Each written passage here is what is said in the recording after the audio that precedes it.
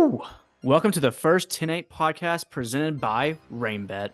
I'm Superfan, and this is my co-host, Alex Behunin. What's going on, Alex? Dude, I'm excited. We finally got this off the ground. We're running with it. I've been waiting for a minute. You've been waiting for a minute. Um, I mean, how excited are you? And can you kind of let the people know like how this all came together?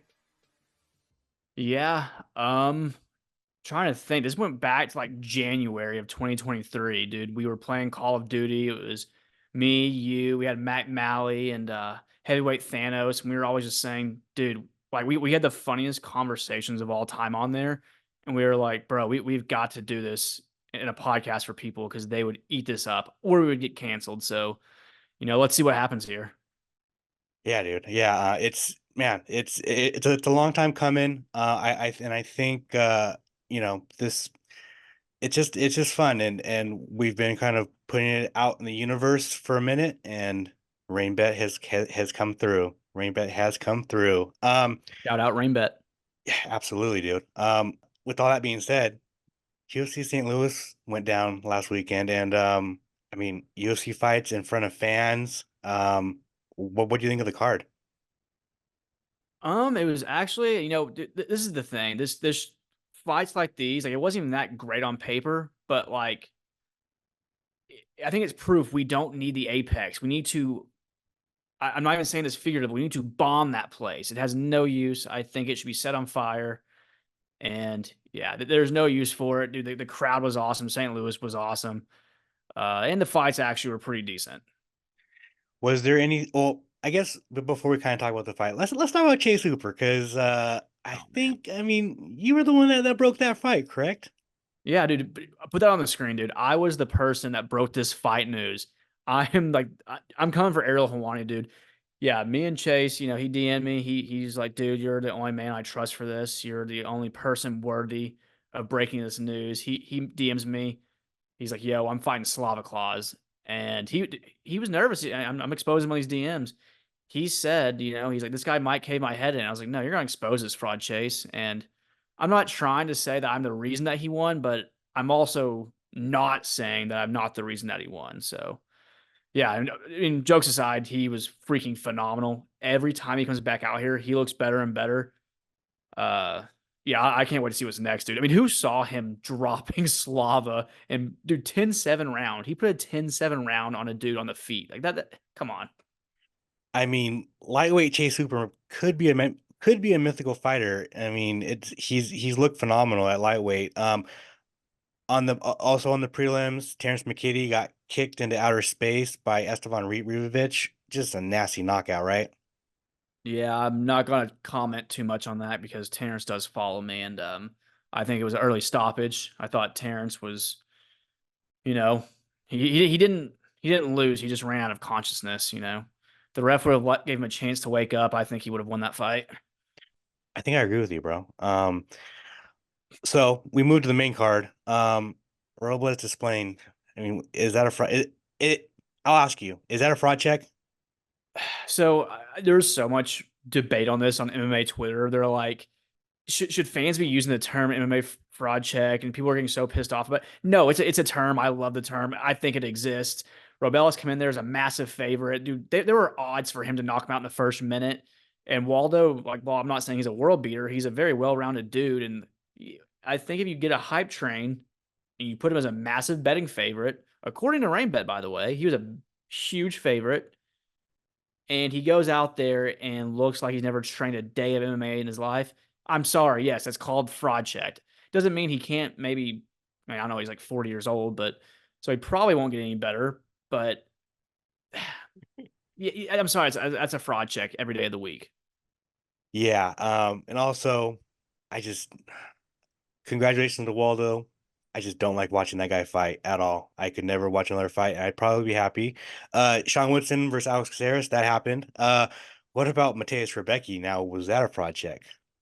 Um, I no, I would say it's a fraud check because he didn't have Robellis had this like superstar like aura coming into the fight, and like there was a lot going for him. I don't think it's the same thing. Rebecca, I think 9 out of 10 MMA fans were like, who is that guy? It wasn't the same thing. He was a huge favorite. He probably should have won. He lost. That's where I'm like, okay, fraud check might be getting overused a little bit, but yeah, it is what it is. I mean, who really gives a shit about that fight? I agree. Now let's talk about the last three fights, which had some storylines. First of all, Carlos Ulberg, the most pretty man in the UFC. I think that might be the best base in the entire UFC. So Do you I agree? have a conspiracy on this one. I have a conspiracy.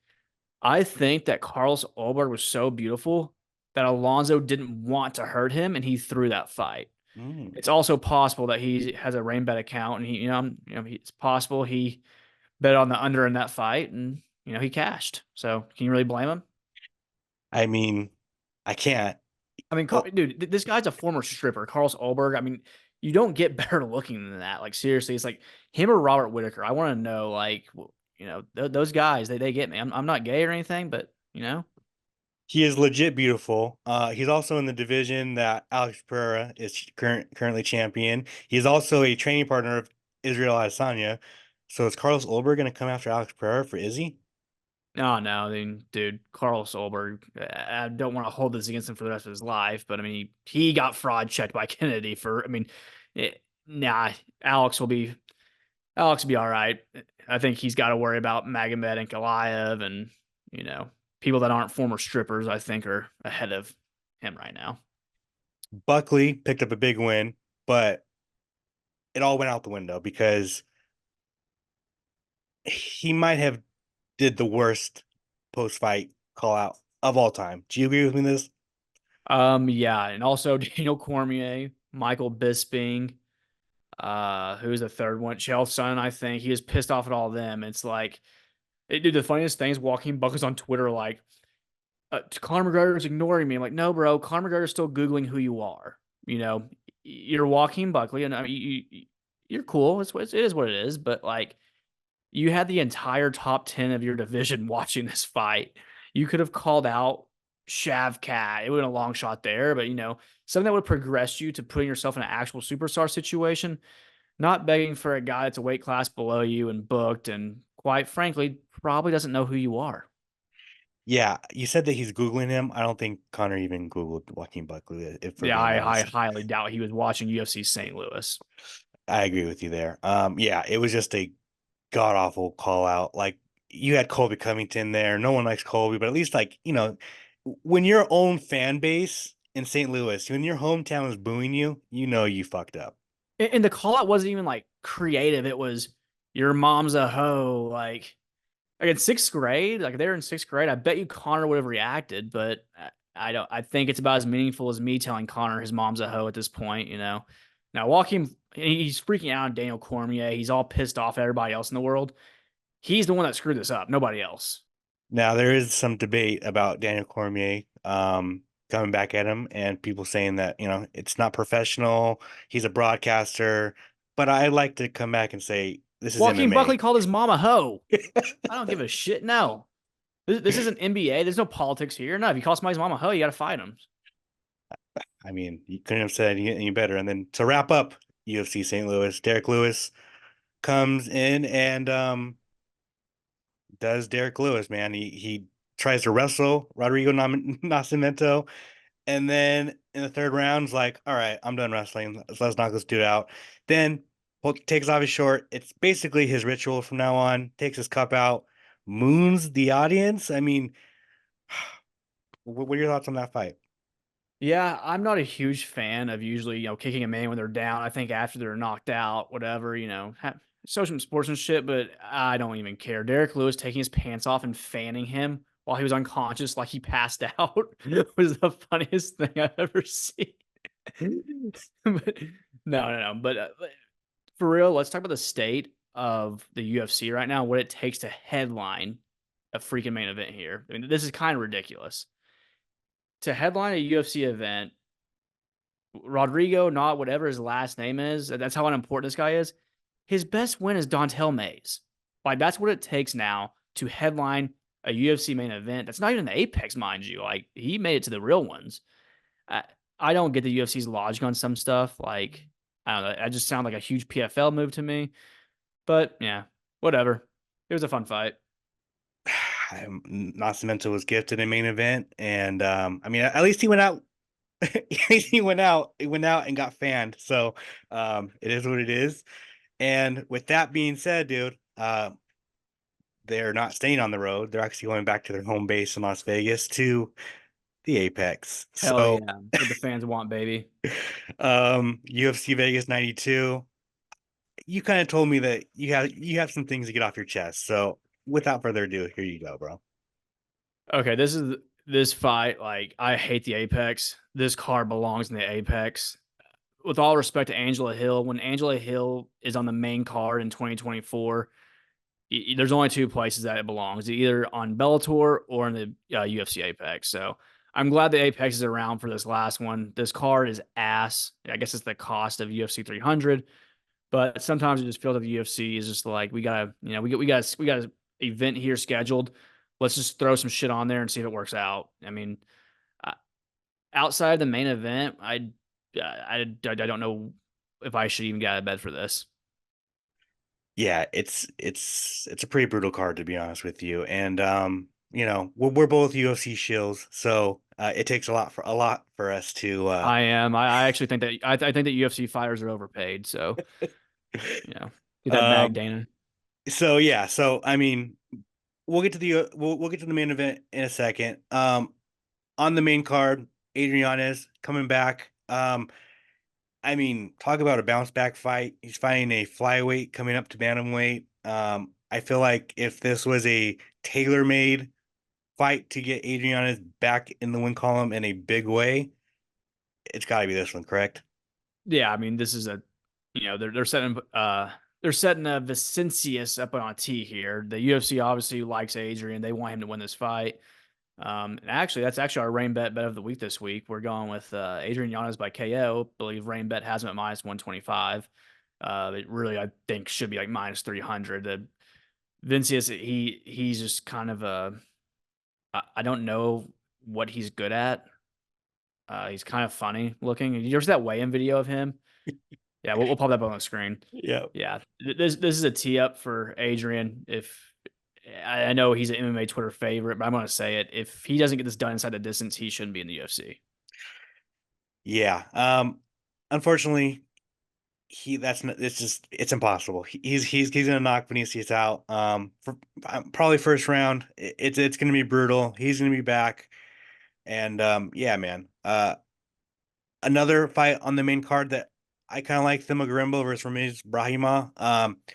It's an interesting fight because both guys are grapplers, so it might end up we might end up seeing who the better grappler is, or they might just kickbox for the entire fight. And it's Ramiz's first fight in 26 months, so he's had a long layoff coming back. Thimba's on a two-fight win streak. He knocked out Pete Rodriguez in his last fight. Pete Rodriguez is not UFC caliber, but do you have Yeah, I any mean, do E. you have any Rodriguez is there to get knocked out. I mean, I don't even the guy's gonna be like an afterthought. It's crazy he made it to the UFC, but but he no, I don't have a didn't lot he of did he thoughts. did knock out Mike Jackson, which I mean, I think I could walk outside this hotel right now and find like five guys that would give him Mike Jackson a tough fight if he didn't call the cops.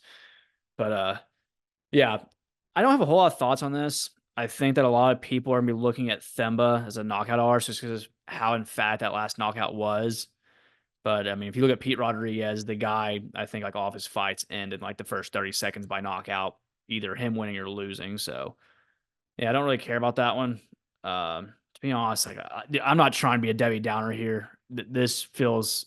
I know Themba's really cool. The rock bottom of house, and there's something there. I guess I don't know, but this fight's on being on the main card makes me just want to start watching soccer or something. and with that and co-main event, Chaos Williams versus Carlson Harris. But And then I'm gonna stop you. I'm gonna stop you there. His name's not Chaos. It's Kalen. That's the least gangster name of all time. Like, when you hear his name's Chaos, you're like, damn, that's badass. And you pull out his license and it's Kalen. Yeah, I don't know. I If he wins mean this fight by knockout, I'll call him Chaos. But until further notice, he is Kalen. I mean that, but that's why he goes by Chaos. You know what I'm saying? That's I would too. main event: Edson Barbosa, Lerone Murphy. Um, feels like, and I talked with Lerone during UFC Media Day, and it kind of feels like he gets a win. Everybody's very high on him. Everyone's like, "Yeah, man, this guy might be the future of featherweight." And then he's not. And then he doesn't fight for a year, and everybody forgets about him. And and then he gets a fight booked. Oh my God, yeah, it's excited. He gets a win. He's gone for a year. So it's kind of like just wash and repeat. So he's fighting Edson Barbosa this weekend. Barbosa is coming off a nice win over Sadiq Yusuf, where he got beat up, but he came back, showed his veteranness. What First of all, what are your thoughts on Lerone Murphy? Is he the real deal? And what are your thoughts on this fight? I like Lerone a lot. I don't think he's the real deal. I don't think he should be in a main event spot right now. It's like the UFC is just kind of shoving products out there right now. No disrespect to Lerone. He is a very well-rounded fighter. I think he's pretty fun to watch, but I also think that there's a big push from the UFC and from the fans that are kind of bringing this to get. I think this is kind of what creates a hype train. To be honest, the UFC wants it and the fans want it. I don't think Lerone is the guy to carry it. Was it 2 fights ago? He had a really unimpressive performance. I'm trying to remember who he fought. Gabriel Santos. Yeah, Gabriel Sant. That's what it was. And the fight I think was even arguable that he even won. It, and then like Gabriel Santos, like a few months later, fought. Dang it, who did he fight? I heard who he fought, but he fought like a not very good guy. And he got crushed in like 2 rounds. Got put to sleep. Uh, David Onama. David Onama, that's what it was. Yeah, and I'm not saying Onama's a bum, but I don't think Onama should be looking better than Lerone Murphy at this stage of their career. Yeah, Lerone's just getting a huge push from the UFC brass. He's a favorite in this fight. I think that's kind of crazy. I think we haven't seen him go 5 rounds. I don't think in the UFC. We definitely have in the UFC. I think Edson's going to wear on him. I think Edson's going to beat him up pretty bad. So your official pick is Edson Barbosa. Yeah, I'm probably going to play Edson. Probably Edson Barboza in the distance. I actually believe just because I think Lerone kind of slowed down a bit in the Gabriel Santos fight, so it's gonna be interesting to see rounds 4 and 5. I mean, Edson has some durability issues, I guess, like you said. So he beat him up pretty bad, and I think there's an argument that some referees might have stopped that fight. So I think if it gets past 7-8 minutes, I think Edson will start picking him apart from distance, keeping the fight on the feet, and just taking care of business. You know what? I kind of agree with you, man. And I say this, I think it's going to look a lot like the Sadiq Yusuf fight where Larone's going to put his pressure on Edson, maybe hurt him pretty bad first, second round. And then Edson's going to do what he does best, weather the storm. And I think he's going to pick up Lerone Murphy. Just pick him apart, man, and do his thing. Um, so I'm with you. I don't think he's gonna finish Lerone Murphy. I think I'd play Edson Barbosa via decision. So with that being said, you did tease our rain bet of the week is Yanez by knockout. Um, how confident are you? I already said it, dude. It's -125. I think this should be -300, -350. This message is brought to you by RainBet. Bet along myself and Alex this weekend with no risk. RainBet.com is giving our listeners an exclusive can't lose bet. Here's how it works. All you have to do is sign up with RainBet using the link in the description below. Then you just have to place the same bet as us.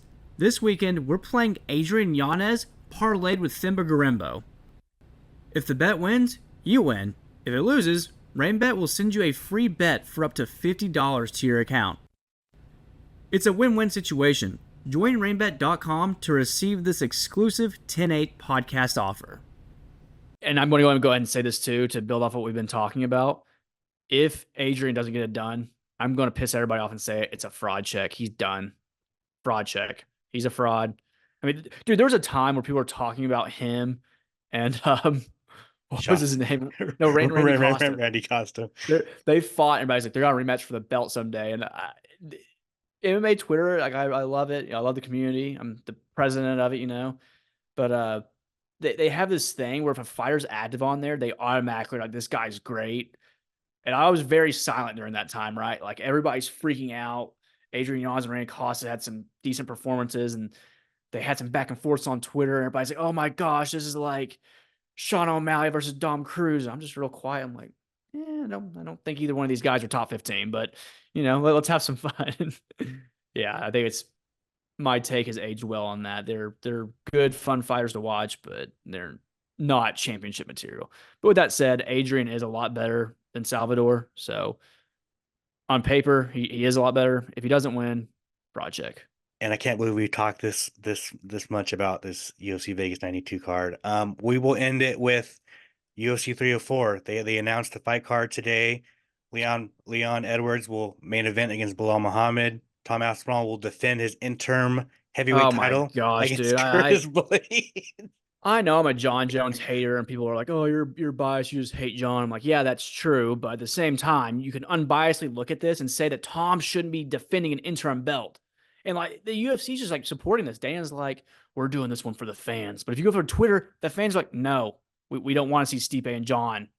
Like nobody wants to see that." Like, I don't know. I'm not gonna go on John Jones rant this late into the podcast, but I hate him. I am a John Jones stan. I might be his number one fan. You might be his number one hater. So it Yeah, is. you're really into the whole wife beating aspect. I get it. Yeah. Um, so Tom Aspinall will defend against Curtis Blades. It's a rematch. They are running it back. Very interesting. Paddy Pimblett gets a step up in competition. He's fighting Bobby Green. The other two fights on the main card: Manel Kape versus Mohamed Mukayev, and Arnold Allen versus Giga Chikadze. First of all, Paddy Pimblett step up in competition. Bobby Green. What were your thoughts on this, man? And first of all, I want to ask you, what I'm like so excited. I woke up to this news and I was freaking out. What would you rate this on a scale from 1 to 10? To be honest, it is. I think it's a solid like 8, dude. It's a very just the fights are very entertaining. The only thing that I the only thing and you might agree with, you might disagree. The Leon Edwards Blau, it's not the most entertaining fight, but at least Blau is finally getting his shot, and we can just be over. Like they're fighting, we don't have to talk about it anymore. Voila, you know. I'm a hugely on Edwards fan. I'm like one of the few, dude. I've backed this dude since I don't know 2018. I thought he was so cool. I loved watching his fighting style. People say it's boring. I think it's crisp. I think it's like beautiful to watch. I'm unpopular with that, but I'm super excited. So I get this event a 9 out of 10, dude. Leon, my favorite fighter's fighting. The only thing that brings it down is Tom Aspinall is not fighting John Jones. I think it's stupid. But with that being said, Tom Aspinall versus Curtis Blades, that's a fight that I will watch every day of the week. I think people are going to underestimate Curtis Blades. I think this fight's going to be super entertaining. I think it's going to be one of the few Aspinall fights that goes past one round. I'm here for that.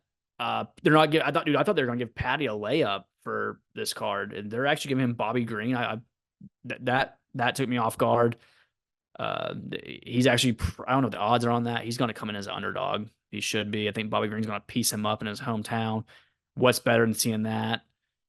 Manel Kape and Mohamed Makayev, even though there's like a 98% chance Manel Kape pulls out or misses weight.